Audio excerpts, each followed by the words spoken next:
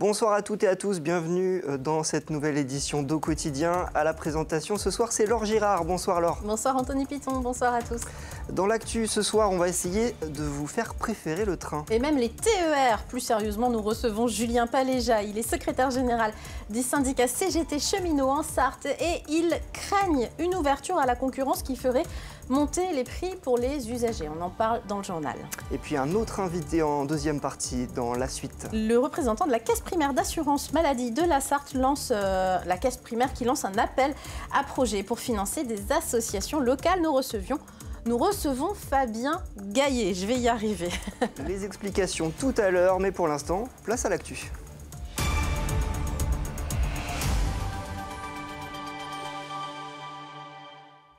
Et au sommaire de cette édition, une course mythique de passage en Sarthe. Décidément, ce territoire chante au bruit des moteurs cette semaine et des courses avec le passage ce mardi du Tour Auto, l'héritier de l'une des plus anciennes courses automobiles du monde. Autre périple, celui de la grande randonnée vers Paris, à quelques semaines des Jeux Olympiques. Et puis, une belle occasion de rencontrer des artistes contemporains lors des week-ends de Pont au mois de mai grâce à Pulsar, 30e édition. On ouvre ce journal avec le Tour Auto qui a mis le cap sur Le Mans. 33e édition de la version historique de l'une des plus anciennes courses automobiles du monde, le Tour de France automobile. Ce mardi, 240 voitures de collection ont fait étape au Mans sur le circuit Bugatti. L'occasion d'en prendre plein les yeux et les oreilles. Anthony Piton. Elles se sont exhibées sur les routes sartoises toute la journée. 240 voitures de légende, construites entre 1951 et 1973, ont fait briller les yeux de spectateurs passionnés, venus spécialement pour les admirer. Ça marchait bien à l'époque, aujourd'hui c'est différent, mais bon voilà, on est un peu nostalgique on va dire. C'est un peu l'ADN de l'automobile. On était dans une époque où on faisait de magnifiques choses avec peu de choses en fait. Et puis on sait que c'est des voitures, ça fait partie du patrimoine. À bord de ces beaux jouets, la crème des collectionneurs de voitures anciennes. Une clientèle mordue d'automobiles qui dispose d'une aisance financière certaine et de quelques notions de pilotage. Ce matin, en gardant un petit peu la concurrence, on s'est placé 3e à 1 seconde du leader. On va voir sur le circuit, c'est là où j'ai fait l'école de pilotage, donc je suis un peu chez moi au Mans, je suis ravi. C'est des voitures qui vivent énormément, qui glissent beaucoup. Un peu trop même parfois, mais non, c'est très sympa. C'est pas du tout aseptisé, c'est beaucoup plus sympa que les modernes, je trouve. Et le plaisir de ces amateurs est pris très au sérieux par une organisation au rouage bien huilé. La 33e édition du Tour Auto est riche de 5 étapes et de pas moins de 13 spéciales. L'idée de leurs propriétaires, c'est de remettre ces voitures dans les conditions, dans les épreuves dans lesquelles elles ont couru à l'époque. Bon, manifestement, ça doit leur plaire puisque on refuse un peu plus de monde tous les ans. Donc en tant qu'organisateur, on est très content. Lors de cette première étape entre Paris et Tours, les voitures auront déjà parcouru plus de 400 km. Fin de cette promenade de luxe ce samedi à Biarritz. Plus de peur que de mal à Axplora. Oui, lundi vers 17h, un incendie s'est déclaré dans l'entreprise d'études et d'ingénierie pharmaceutique Axplora, dans le secteur du Mans Université. Le feu a été circonscrit rapidement. L'ensemble du personnel a été évacué sans blessés à déplorer. Le site Manceau compte 160 salariés. Mais comme c'est un site sensible par mesure de sécurité, les pompiers ont contrôlé l'ensemble du périmètre. Précision avec le capitaine Lenoir, commandant des opérations de secours. Nous avons été appelés à 17h17 pour un feu dans le bâtiment et en l'occurrence il s'agissait de produits chimiques avec une inflammation spontanée qui a été très rapidement éteinte par les moyens de secours sur place et donc nous avons été appelés en l'occurrence pour faire des levées de doute au niveau des périmètres du bâtiment mais aussi au-delà. Et eux ont le feu dans les jambes. La grande randonnée des Jeux Olympiques vers Paris était de passage en Sarthe. 558 étapes, plus de 10 000 km. La grande randonnée vers Paris est un événement d'ampleur réunissant des marcheurs et des randonneurs de toute la France. Des départs ont été donnés dans 16 villes, empruntant 7 itinéraires principaux le long des GR, les chemins de grande randonnée. Et depuis le samedi 13 avril, une partie de ces randonneurs sillonne la Sarthe. Anthony Piton, qui est un grand marcheur lui aussi, les a suivis ce lundi lors d'une étape entre Saint-Léonard-des-Bois et Béton.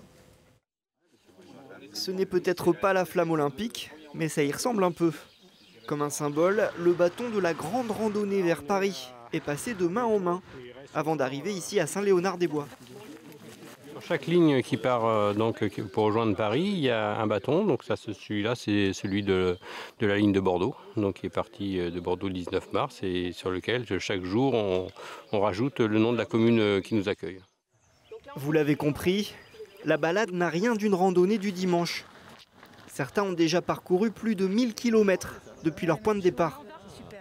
Des souvenirs plein la tête. Les belles rencontres. Les belles rencontres et traverser des départements qu'on ne connaissait pas, comme la Sarthe par exemple, qu'on ne connaissait pas du tout et qui nous donnent envie de revenir pour un peu plus visiter. Donc c'est ça aussi. Et passer hors des grosses routes, passer par des endroits où on découvre du patrimoine, ça c'est extraordinaire. Objectif, continuer d'avancer pas à pas pour rallier Paris le 10 mai. Un long périple labellisé Terre de Jeux 2024. Pour la Fédération française de randonnée pédestre, il s'agit avant tout de transmettre les bienfaits du sport et ses valeurs. Sur certaines étapes sartoises, on a eu ce symbole où on a fait participer des personnes d'EHPAD qui étaient en fauteuil, des personnes qui étaient des jeunes d'IME, des jeunes d'école. On a été reçus par l'école de Rouet, par exemple. Ça a été un bon moment. La grande randonnée vers Paris continue maintenant son petit bonhomme de chemin dans l'Orne. Tout le monde peut rejoindre les marcheurs pour une ou plusieurs étapes, l'important étant de participer. Notre invité, c'est Julien Paléja, le secrétaire général du syndicat CGT des cheminots en Sarthe. Merci d'être avec nous sur ce plateau. Votre syndicat souhaite développer le ferroviaire et consolider les TER autour de l'étoile Mansell notamment, mais pas n'importe comment, puisqu'il dénonce une tendance à ouvrir à la concurrence. Concrètement, qu'est-ce qui vous fait dire cela ? Déjà, il y a quelques mois, on a été avisé par un avis de préinformation que la région allait ouvrir à la concurrence sur la Sarthe, ce qu'ils appellent l'étoile Mansell, à l'horizon 2029, avec un choix de l'entreprise en 2026. Et ce qu'on dénonce, c'est que sur la région, 5 entreprises viendront produire les trains TER, 5 entreprises différentes. Et donc, de fait, les conséquences pour les voyageurs seraient l'absence de correspondance entre ces entreprises. Pour que ce soit bien compris, on pourrait donner l'exemple d'un usager qui prend le TGV pour aller à Roissy pour prendre un avion. Si le TGV est retenu en pleine voie et qu'il loupe son avion, la SNCF comme Air France n'a aucune obligation de maintenir le billet. Donc là, c'est ce qui va se reproduire à travers les TER d'une même région. Et c'est ça qu'on voudrait éviter en maintenant une entreprise unique. Vous pensez que ça va dégrader le service alors que le conseil régional, lui, dit qu'au contraire, ça facilite, ça augmente le service. On a par exemple du côté de Nantes, c'est un exemple depuis peu, les TER qui sont déjà ouverts à la concurrence sur 9 lignes du réseau Aléop. Et le conseil régional avançait l'idée que ça pouvait inciter en plus les gens à prendre plus le TER au quotidien. Alors, l'ouverture à la concurrence à Nantes, elle sera effective en 2026 pour la partie TER et en décembre 2024 de cette année donc pour la partie tram-train. Donc on ne peut pas encore en voir les conséquences. Pour autant, nous, ce qu'on voit, c'est qu'on va créer 5 entreprises avec donc 5 directeurs différents, 5 ressources humaines, etc. Donc une augmentation de coûts. Et puis là où c'est le plus inquiétant, c'est que si on a un matériel en panne à Nantes, ou un conducteur ou un contrôleur malade, il ne pourra pas être remplacé par un conducteur ou un matériel du Mans, par exemple. Et donc inversement. les économies qui sont avancées, parce que ces projets, c'est pour faire des économies au départ. Ils avancent au niveau de la région 100 millions d'euros sur 10 ans d'économies. Pour vous, le compte n'y sera pas du tout. Déjà, quand on parle d'économie, il faut regarder les investissements nécessaires parce qu'aujourd'hui, rien que le centre de maintenance qui crée pour la nouvelle entreprise à Nantes va coûter plus de 40 millions d'euros. On va reproduire ce même schéma sur l'ensemble des 5 entreprises qui vont gagner les marchés les uns après les autres. Donc on peut se poser la question de l'économie. Et puis après, au-delà de ça, on voit bien que tout ce qui a été ouvert à la concurrence dans notre pays, hein, en parlant de l'énergie, en parlant de la téléphonie ou autre, que les prix n'ont jamais été amenés à aller vers le bas. Et puis un dernier élément très important sur l'ouverture à la concurrence d'un point de vue national, c'est que les trains circulent sur des voies, les voies vont rester de la juridiction, on va dire, de l'État, sauf que ça a un coût très important, l'entretien des voies. Et ce sont les régions qui payent l'entretien des voies. Les voies seront justement entretenues par l'État, donc par les citoyens français. Et aujourd'hui, la SNCF, l'entreprise unique publique et intégrée qu'est la SNCF, reverse 60% de ses bénéfices à Réseau pour pouvoir entretenir les voies, ce qu'on appelle le fonds de concours.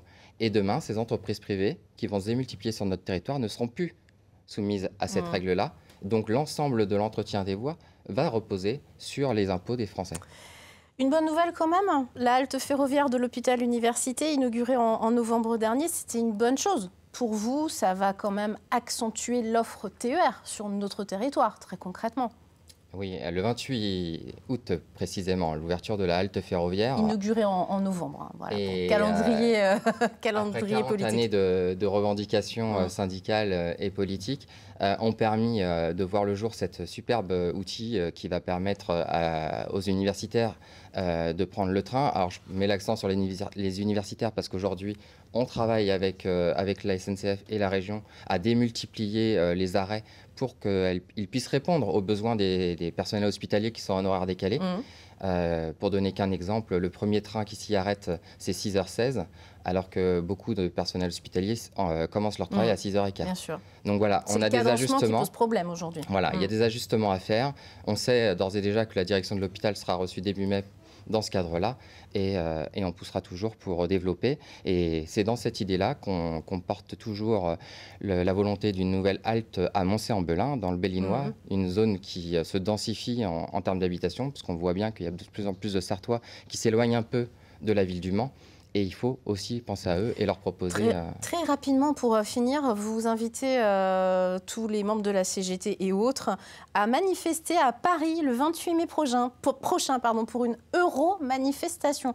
C'est carrément une manifestation des cheminots au niveau européen qui se déroule à Paris. Donc les organisations syndicales sont organisées en territoire, mais également en continent et internationalement. Et là, le 28 mai prochain, c'est l'organisation européenne de la branche transport qui a appelé l'ensemble de ces syndicats qui sont affiliés à venir se rassembler à partir de 12h30, place d'Italie, à Paris, pour dénoncer tous les enjeux liés à la ouverture à la concurrence, parce que c'est un sujet européen. Vraiment, ouais. Et il faut savoir que malgré le décret européen qui date de 2014, il y a une réglementation qui permet aux États de dire « nous, on ne veut pas que la concurrence soit mise en place », comme l'a fait la Belgique, et garder le monopole public pour pouvoir justement permettre à leurs citoyens de continuer à avoir leur transport public. À bénéficier d'un transport public. Merci Julien Paléja d'être venu nous parler de ce sujet passionnant sur ce plateau. Je rappelle pour les informations,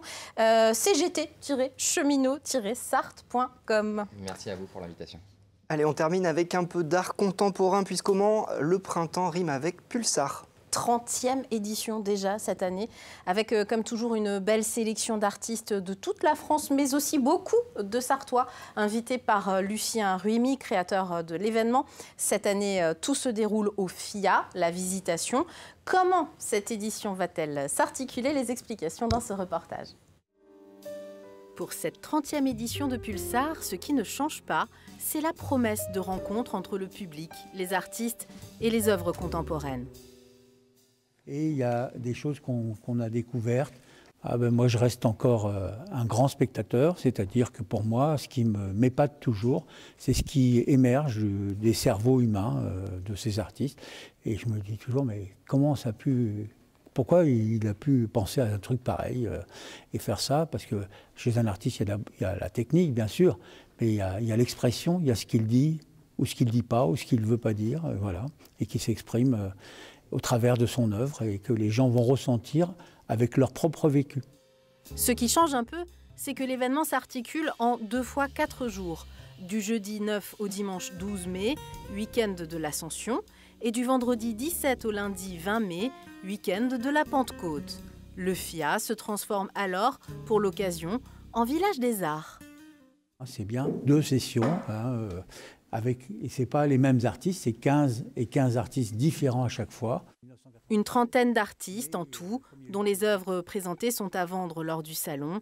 L'année dernière, 5000 visiteurs ont poussé la porte de Pulsar, un rendez-vous de l'art devenu incontournable dans la région, quelle que soit sa forme. C'est la fin de l'actu, mais ne bougez pas, Au Quotidien revient tout de suite.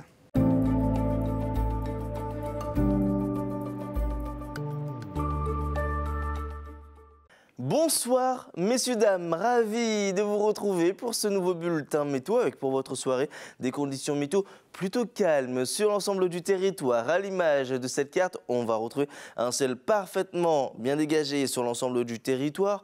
La température, elle évolue entre 10 et 11 degrés. 10 degrés pour Alençon, pour Laval ou encore au Mans. Idem du côté de Vendôme ou encore à Saint-Calais. 11 degrés à Mamers, pour Angers, à Tours ou encore pour La Flèche. Idem du côté de Blois. Pour la journée de mercredi, bonne nouvelle. Regardez ces températures qui vont commencer à grimper légèrement au petit matin, entre 5 et 6 degrés. Ce n'est pas comme la journée de mardi, on avait quelques petites gelées matinales. 5 degrés pour Tours, encore du côté de Blois et pour Vendôme, 6 degrés pour La Flèche, au Mans, Alençon, encore du côté de Mamers. Pour la suite de votre journée, ce sera sensiblement la même situation avec toujours un ciel variable, une alternance et d'éclaircies, de passage nuageux.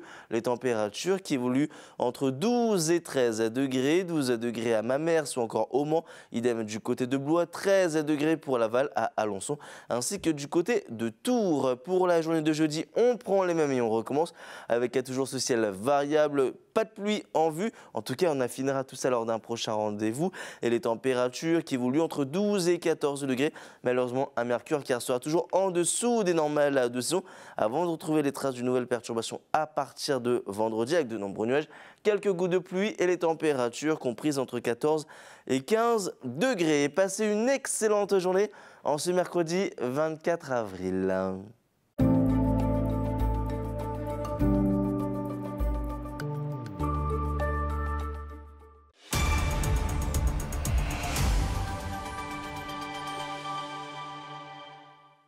Bienvenue à vous si vous nous rejoignez. On jette rapidement un coup d'œil à la qualité de l'air.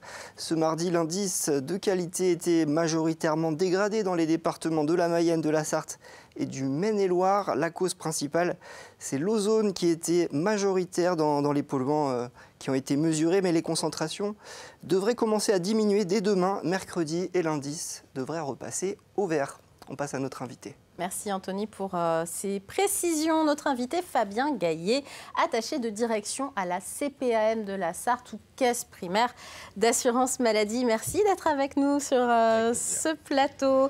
La Caisse primaire qui a lancé un appel à projet à destination des associations du 11 avril jusqu'au 17 mai. Donc vous octroyez des subventions en fait aux associations. Dans quel cadre juste? Exactement. Alors tous les ans on lance un appel à projet. On a une partie de notre fonds d'action sanitaire et sociale qui est mis à disposition de financement d'associations, que ce soit pour leur fonctionnement, pour l'achat de petits matériels ou pour la mise en place d'actions. Alors pas n'importe quelles actions évidemment, c'est plutôt des actions à destination d'un public en fragilité, en situation de handicap, et plutôt sur des actions qui mènent soit à l'accès à l'emploi, développement du numérique, à l'accès aux droits, à l'accès aux soins. Alors, ça s'adresse aux associations qui sont dans l'action sociale, comme vous dites. On va pouvoir détailler tout de suite, Anthony, d'abord le handicap. C'est quoi l'action sociale finalement? Quels sont les domaines qui sont concernés? C'est toutes les actions qui vont être, comme je le disais juste avant, en faveur d'un public qui va être en fragilité, qui ne va pas être en capacité d'aller faire ses demandes de droit ou d'accéder au système de santé comme peut accéder n'importe qui. Et c'est des associations, des structures qui vont mettre en place des actions spécifiques. Pour donner un exemple, l'année dernière, on a financé la Cravate Solidaire qui mettait en place des ateliers pour accompagner les personnes en situation de handicap à l'insertion à l'emploi. Vous avez financé quoi concrètement, vous vous souvenez? Alors là, je n'aurais pas rentré dans le détail exactement de ce qu'on a financé, mais en l'occurrence, là, c'était vraiment dans le cadre de cet atelier, spécifiquement. Donc ça peut être un projet très très précis au sein d'une association. Exactement, ça peut être un projet très précis, mais ça peut être un but pour faire une partie du budget de fonctionnement d'une association si elle met en place une action récurrente en faveur d'un public qui est en fragilité. Donc ça n'a pas forcément besoin d'être un nouveau projet d'une association connue. Ça peut être quelque chose qui est déjà en place et où ils ont besoin de fonds finalement. Ils ont besoin de fonds, par exemple. Exactement. Jusqu'à quelle limite vous les financez? Alors ça va dépendre de la demande qui est réalisée. Nous, on a un budget qui est... L'année dernière, on a pris en charge à peu près pour une enveloppe de 30 000 € pour l'ensemble des associations. Là, cette année, on pense qu'on ira un tout petit peu plus loin s'il y a des projets qui sont intéressants. Et après, il y a des financements qui vont de l'ordre de 8 000 €. Ça peut être un peu plus bas si c'est juste pour de l'achat de petits matériels, par exemple, des choses comme ça. Mais oui, il y a eu des financements autour de 8 000 €, par exemple, pour une association. Et ça doit être une structure qui œuvre pour des bénéficiaires qui sont assurés, caisse primaire d'assurance maladie. Le critère principal, c'est effectivement que leur action elle soit à destination des assurés du régime général de la Sarthe. D'accord, donc ça représente quoi, plus de 500... C'est à peu près 540 000 personnes. Ah oui, plus de 500 000 personnes. Oui. Ça fait du monde. Ça fait du monde. Et c'est sur l'ensemble du territoire, évidemment. Sur l'ensemble du territoire. Donc ça, effectivement, ça peut être une structure ou une association qui est hors département à partir du moment où l'action qu'elle mène se passe sur le département de la Sarthe et pour les bénéficiaires du régime général. Donc le siège social peut être à Laval, par exemple, à partir du moment où, quand vous remplissez le dossier, ça concerne les Sartois, ça peut passer. Ça peut passer. Après, nous, on fait un contrôle quand même sur l'utilisation de l'argent qu'on va mettre à disposition. On fait un contrôle aussi du budget de la structure pour voir si le budget est équilibré et fiable. Alors, est-ce qu'il faut respecter justement des budgets? Est-ce que les structures peuvent vous demander une subvention, sachant qu'elles vont très bien, par exemple? Est-ce que ça peut passer? Alors, je ne saurais pas rentrer dans le détail, parce qu'après, ça passe en commission. Donc, en fonction de tous les projets qui vont être proposés... Vous n'êtes pas tout seul à décider? Non, exactement. C'est le conseil de la CEPAM qui décide. Donc, on a des conseillers qui gèrent... l'action sanitaire et sociale, ce budget-là en particulier. Et c'est eux qui vont étudier les budgets pour voir à qui vont attribuer un certain montant. Alors des fois la totalité du montant qui est demandé, des fois une partie. Le calendrier, donc on a jusqu'au... Il y a jusqu'au 17 mai pour déposer son dossier et l'essentiel des informations se trouve sur amélie.fr et bien renseigner le département de la Sarthe. Dans les actualités locales, on retrouve tout le détail pour faire son projet. J'ai précisé onglet actualité parce que effectivement, quand vous êtes sur le site, vous allez en haut à gauche sur actualité et on trouve assez facilement, je crois que c'est la 4e entrée, et on trouve vraiment absolument toutes les informations. C'est long pour constituer un dossier, il faut quand même un petit peu avoir quelques billes. Il faut un petit peu remplir. Il y a pas mal de choses à remplir malgré tout. Il faut que nous, on soit quand même en capacité de juger la fiabilité de l'action qui va être menée et puis de mettre en comparaison avec les autres projets qui pourront être proposés. La commission, c'est le 24 juin, et donc si... Normalement, du coup, on donnera les résultats à l'issue de cette commission. Donc ça sera assez rapidement après. À l'été. Oui, c'est ça. Il y a déjà eu des demandes, déjà des projets? Je ne saurais pas vous répondre. On verra ça à la rentrée. On fera un petit bilan à la rentrée, si vous voulez. Pour donner un exemple, l'année dernière, c'était 10 associations qui ont été financées. À hauteur, donc l'enveloppe globale de 30 000 €. Eh ben, merci pour cette belle initiative de la CPM, Fabien Gaillet, d'être venu nous en parler. Les invités de mercredi, enfin demain, mercredi, un invité, ça sera Éric Chenu, le président de la Mutualité française qui représente près de 500 mutuelles. Il est de passage en Sarthe pour une rencontre publique. Ça a lieu en ce moment-là, ce mardi soir. Absolument, et ça a lieu dans le cadre des réflexions de cette mutualité française sur l'avenir de notre système de protection sociale et de santé. La mutualité française lance auprès des jeunes, surtout, une grande consultation nationale pour recueillir leurs paroles, leurs attentes, leurs propositions. Vous découvrirez notre entretien mercredi. Et puis tout de suite, on part à Conly. Chouette, avec l'ami Bruno Palmé. Avec Bruno Palmé pour Plus belle ma Sarthe. On va évoquer aussi le Corso Fleuri de Vibray. Merci de nous avoir suivis. À demain en direct à 18h30 pour Au Quotidien. Salut.